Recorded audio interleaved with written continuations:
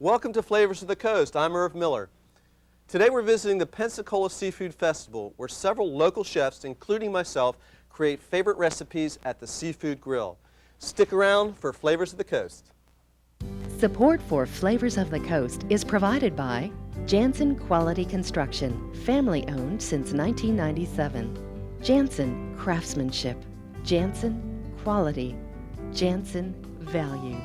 Jansen Quality Construction, remodeling specialists serving the Gulf Coast. The Canandaigua Wine Company, introducing fine wines from Covey Run and Columbia. Canandaigua, quality wines for the enjoyment of everyday life.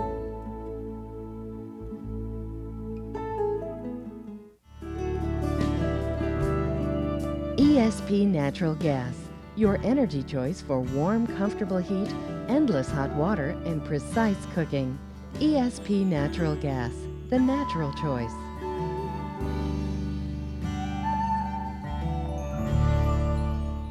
And by Kesco, your restaurant equipment source in Northwest Florida for more than 20 years, providing cooking and refrigeration equipment as well as design, layout, delivery, and installation services.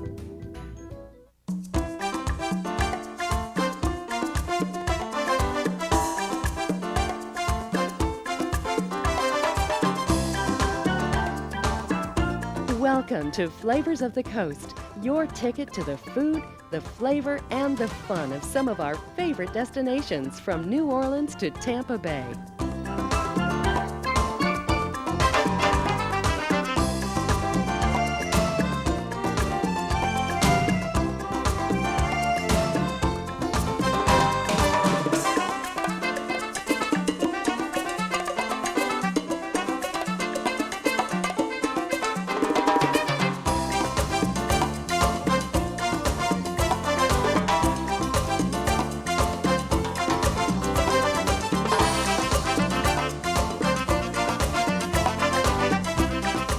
And now, here's award-winning executive chef Irv Miller.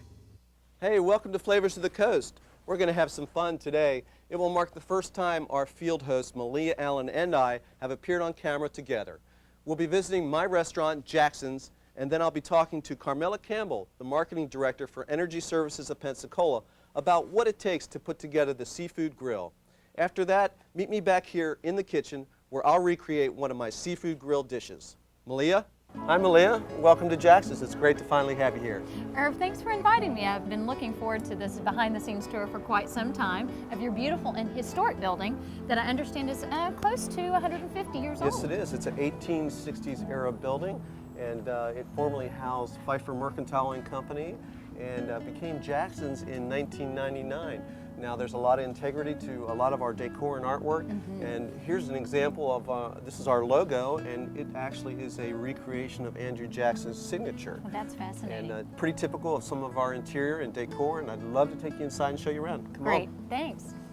When you enter Jackson's, you see all kinds of great artwork in the fixtures and in the wall coverings and the mural on the wall. Now the mural is a representation or a recreation of the park across the street, which ties Andrew Jackson into the restaurant itself. Our interior decorator, Connie Buckner, who has also designed Emeralds in New Orleans, had a philosophy that the restaurant should be very comfortable and casual in its feel. And if you look around, you'll see that the transoms and the large French doors give that wide open feeling, kind of a New Orleans feeling. You know, this has been an excellent opportunity to get an up-close look at your restaurant and your kitchen, Irv. Thanks for taking time out of your busy schedule. We enjoyed having you, Melia. And as you know, the focus of today's program is the Seafood Grill, and I have Carmela Campbell out there waiting on me. I'm going to go talk to her, but before I do that, I wanted you to sample some of our chocolate ganache cake and let me know what you think. You shouldn't have. Enjoy it. I'm glad you did. Hi, Carmela. How are you today? I'm doing great, Nice to see you. Thanks for joining me here at Jackson's today. And I wanted to talk a little bit about the Seafood Grill and maybe you can tell me a little bit about it and how it all comes together. Well, the Seafood Grill is a part of the Seafood Festival, which is held the fourth weekend in September in Pensacola at Seville Square. And ESP has sponsored the Seafood Grill for the past 8 years.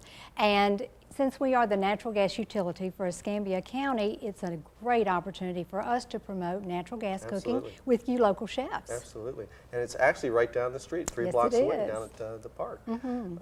This is one of the dishes that I've done in 2001 cookbook. It's my Asian salad with lobster. Now tell me how your book comes together, and don't the proceeds go towards a special organization? Yes, they do.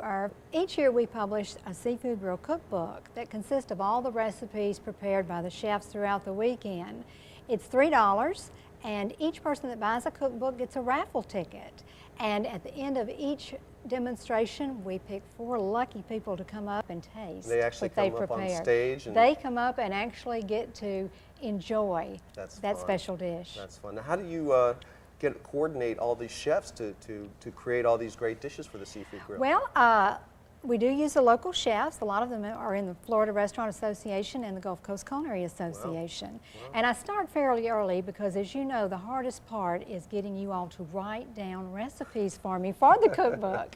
But once I get all of that done, and we coordinate, of course, with the Fiesta Five Flags that organizes the festival, of course, weather plays a big part each year in the festival, but if we have a beautiful weekend, we can have at least 125,000 people that come out, and they really do enjoy watching the grill. The demonstrations at the grill, we have bleachers set up for them to sit down and enjoy all the chefs' demonstrations, and we schedule them right on the hour. And I know it's fun to play off the people and walk around and show them their dishes and how you're cooking. It's a lot of fun. And they actually get to kind of test you all on asking questions and things like that. Now, isn't ESP responsible for all this, or how is their role involved? Well, ESP sponsors the Seafood Grill, and like I said, that's our opportunity to promote natural gas cooking, both indoors, and this opportunity is outdoors. Sure. So we have a beautiful commercial cooktop there for you all to use with a grill in the middle. I mean, it's like cooking at the restaurant, isn't it? Yes, it is. It's beautiful. And we all love cooking with natural gas. That's right. That's right. And so we all enjoy the recipes, and we enjoy watching each chef's unique style of cooking. Sure. And some of the best dishes around are in these little cookbooks. Well, I'll tell you, I'm certainly looking forward to doing it next year, as I have done in the past, and it's always a lot of fun. And thanks for coming out today and seeing us, and we can look forward to me reproducing this dish in the studio. It looks beautiful. Thanks again for coming out, Carmela. You're welcome. Thank you, Carmela, for taking a little time to tell us about the Seafood Grill. As I promised, I'm going to prepare my fantastic triggerfish dish and also a lobster salad with pepper seared tuna and lobster. I'm going to get started on my triggerfish dish. Before I tell you a little bit about trigger, I'm going to go ahead and get my fillets on the grill.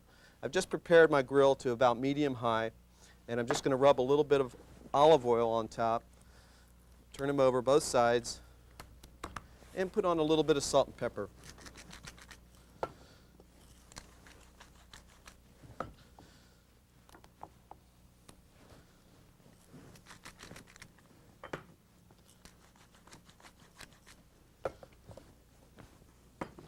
Okay. Now I'm going to let these cook a little bit as I take you through the steps of my dish. But first of all, I wanted to tell you about a triggerfish and how unique these are. They're not the prettiest fish to look at. However, they're very interesting. If you were to actually look at one, as I have one here today, they kind of have a look to them that almost like a piranha does for teeth. And you can see the teeth are very sharp and very pointy and very dangerous. But the unique thing about a triggerfish and how it actually got its name is the fin, the upper fin. And it has an action to it. It locks into place as a protective mechanism so the larger fish don't eat them. And you can't get it down until you actually push the trigger. So that's how that works, and that's how they got their name. So as I say, the fish itself isn't much to look at. It's not a beautiful fish, and there's no color to it at all, except the meat is prized and it's fantastic. So I'm going to put him down here, and I'm going to get started on my salsa. Now what I have here today are a couple things that are unique to the Caribbean and some of the tropical weather. I have some papaya and some mango, and I'm going to go ahead and put these in a bowl and check on my fish throughout the whole process here. And you can still find mango and you can find papaya at the grocery store, even in the off-season, which would be in the cold weather months these days. Before, you couldn't find, maybe a decade ago or 5 or 6 years ago, you couldn't find these as readily available as you can now in the regular grocery store. Let's turn the fish. Check it. I'm just going to let it sit a little bit longer. So I've added my onions and my mango and my papaya. Now I'm going to add a little bit of cilantro, because this dish is kind of Asian in nature, has a little bit of Caribbean feel to it. And of course, all through the New World and spices coming up from Asia and up through the South Africa and into the Caribbean, and it's made its way up to the Gulf Coast. So that's how a lot of these dishes have come together. I'm going to go ahead and put a little bit of fresh squeezed lime juice.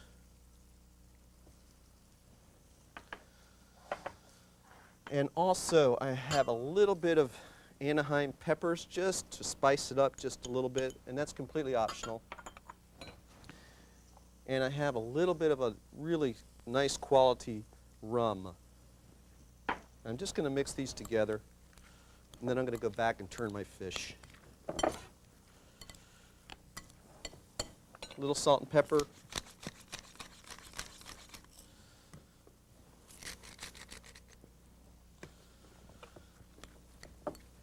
And I'm going to let that sit for a couple of minutes while I prepare the rest.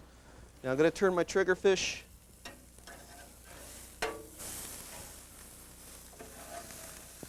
And you can see it's coming along beautifully. And then I wanted to take you through the steps of explaining what a yuca is. And you see these in the grocery store all the time, and nobody really knows what they are or what they're for. However, very prominent in the Caribbean, came up through Brazil, I do believe, and used quite frequently in African cuisine, into Cuban, and once again up here through the Gulf Coast. And traditionally you could make a mashed potato mash out of this, but I wanted to show you what I've done today. As you can see, I'm just going to take a vegetable peeler to it, and the skin, the waxy skin, comes right off. So that's what the tuber looks like if you peel it. And what I have here is a piece of that, and I've just merely taken it, and I'm just going to cut it, and then I'm going to cut it into French fries. And that's what I have here, right here.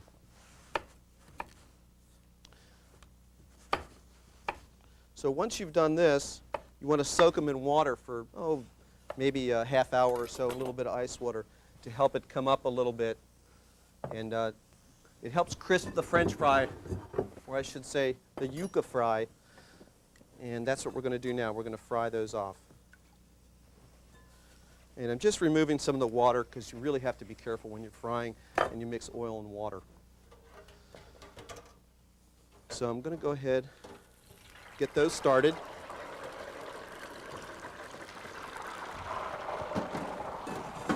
Check my fish.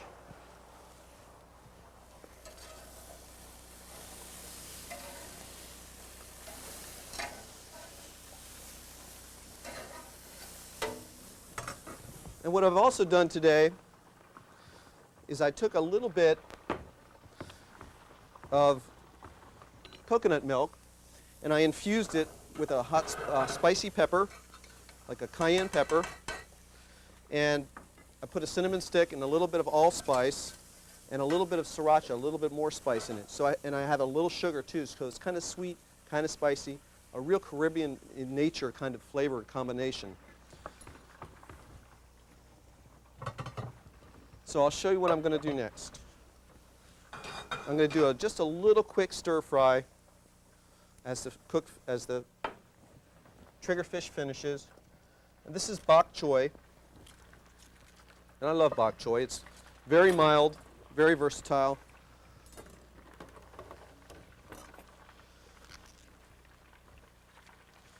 And I've already washed it, and I'm just cutting it into little pennies.